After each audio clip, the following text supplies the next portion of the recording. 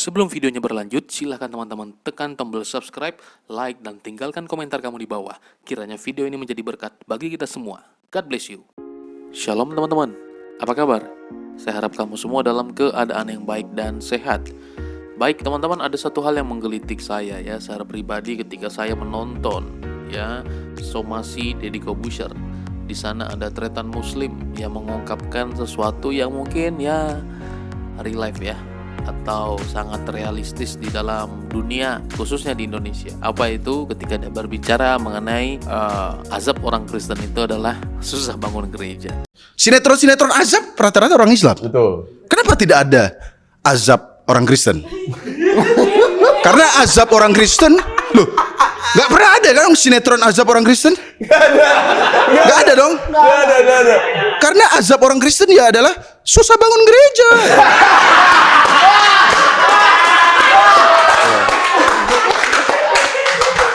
Jadi itu sangat lucu bahwa di tengah-tengah pandemi, di tengah-tengah problematika di Indonesia, masih ada orang-orang yang menyerukan tidak boleh bangun gereja.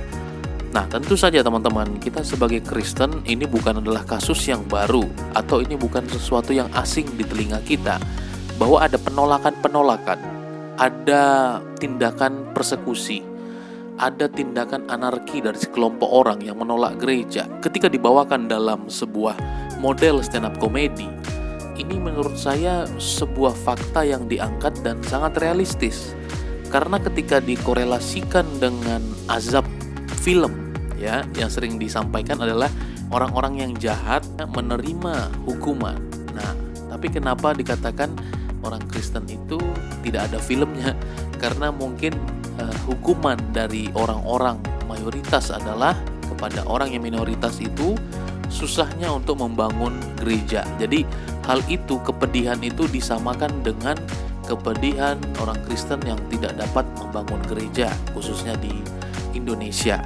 Cukup dapat ya ketika kita melihat sebuah stand up comedy, memang kita tidak bisa berpikir secara sebenarnya. Artinya itu adalah model lucu-lucuan untuk ditertawakan saja gitu ya. Tidak bisa kita ambil kemudian secara sistematika, bahasa, gaya kata, itu nggak nyambung teman-teman. Nah, tapi cukup menggelitik ketika dia menyinggung tentang susahnya membangun gereja dan kenapa masih ada orang yang melarang pembangunan gereja. Padahal gereja atau khususnya kekristenan itu adalah agama resmi di Indonesia. Tidak ada yang melarang dan sebenarnya tidak boleh dilarang tentang pembangunan gereja. Tetapi tentu saja pemerintah harus mengaturnya. Ya, sekalipun di lapangan faktanya ada tindakan-tindakan atau perbuatan-perbuatan dari sekelompok orang yang bahkan mungkin menolak secara tidak terhormat, bahkan mempersekusi, bahkan mungkin mengusir. Waktu mula-mula masa pandemi saja, bahkan ketika orang beribadah di rumahnya sendiri, orang beribadah di rumahnya sendiri, nyanyi-nyanyi di rumahnya sendiri, bisa diusir ya kan, bisa didatangin rumahnya, digeruduk ya kan. Itu belum bangun gereja, hanya ibadah di rumah, ibadah offline di rumah ya. Itu pun kemudian masih bisa digeruduk. Kita bisa melihat kesenjangan yang begitu luar biasa terjadi di Indonesia tentang pembangunan rumah ibadah. Nah, fakta ini diangkat menurut saya sangat baik sekali, bahwa ada banyak orang di luar sana ya yang sebenarnya tidak harus dilakukan tapi dilakukan terhadap gereja.